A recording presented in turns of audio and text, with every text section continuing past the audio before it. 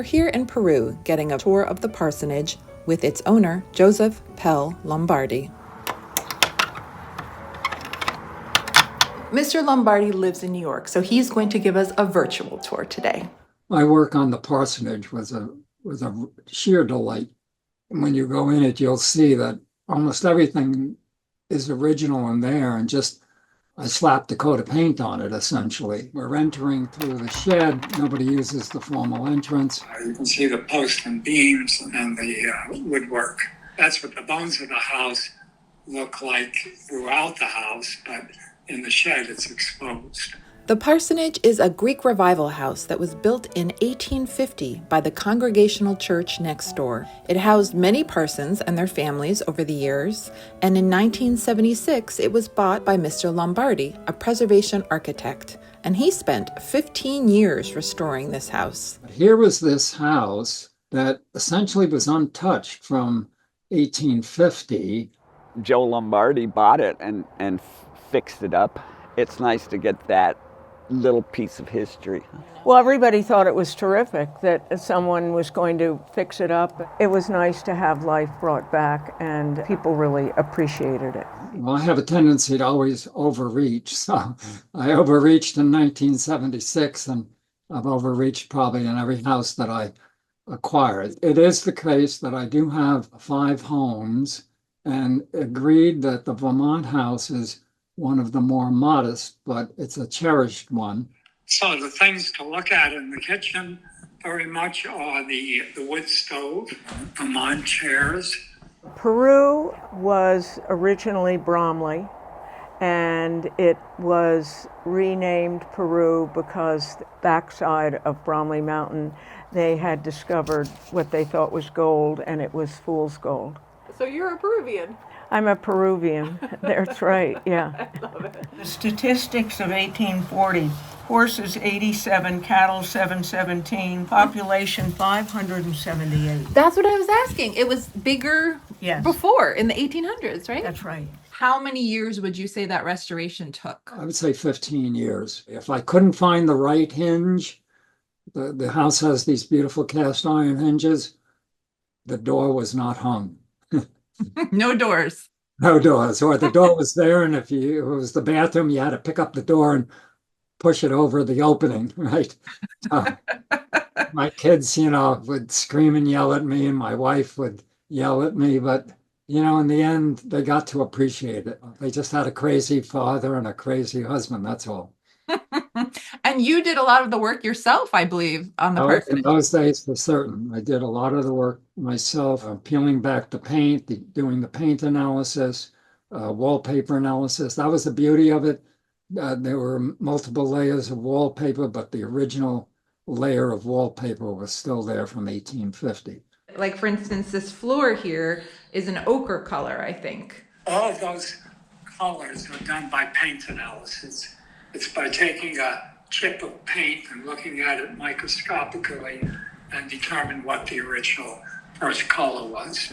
All of the floors are painted, and it's coordinated with the color of the room, and that's not my choice. That's not Lombardi's idea. That's the way it was in the 19th century. Why do you stick so carefully to what it was originally? Why is that important? Because I think we have to honor the first person that did it.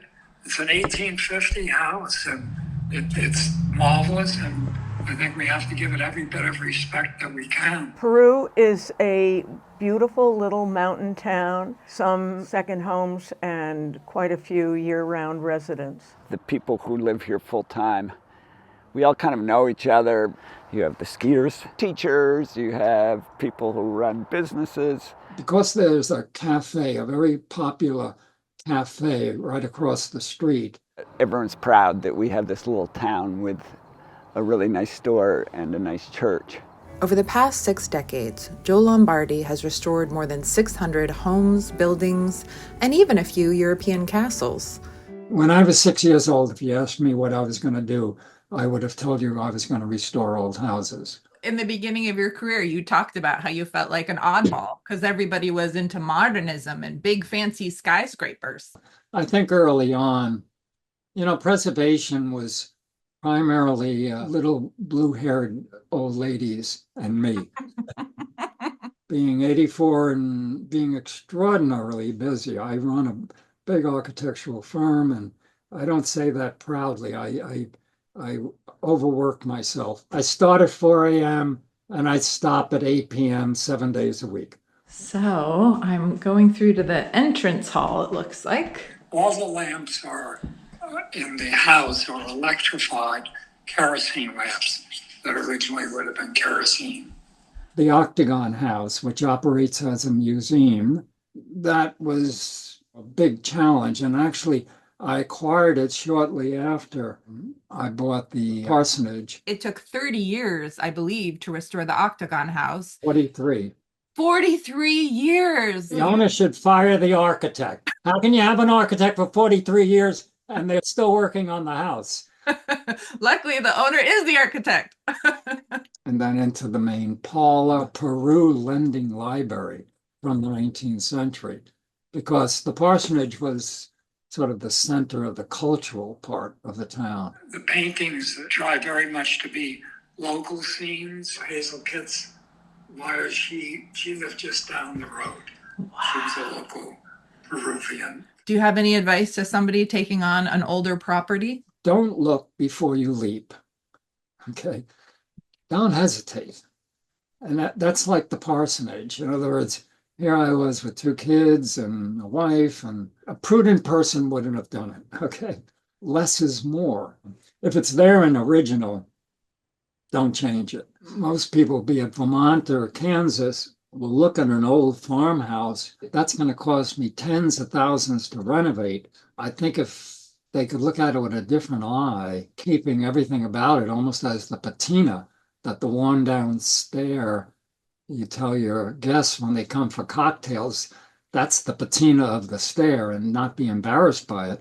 Your email triggered an idea, which is to open the parsonage to the public. I don't think it'll be a big type thing like Octagon or Sailhant. Both of those houses have over 10,000 visitors, and I wouldn't expect anything like that. But it would be wonderful to bring some life to it. And I think, like the Octagon House and the Château in France, there's a story to tell. Thank you so much, Mr. Lombardi, for giving us a tour of the parsonage, and stay tuned because this home may be open to the public starting this summer, and we will get stuck in Vermont with you again real soon. Tell me about Peruvians. What defines a classic one? Real down to earth and a little bit salty. Well, you can't be too friendly in Vermont. It gets too many flatlanders. You gotta be a little salty.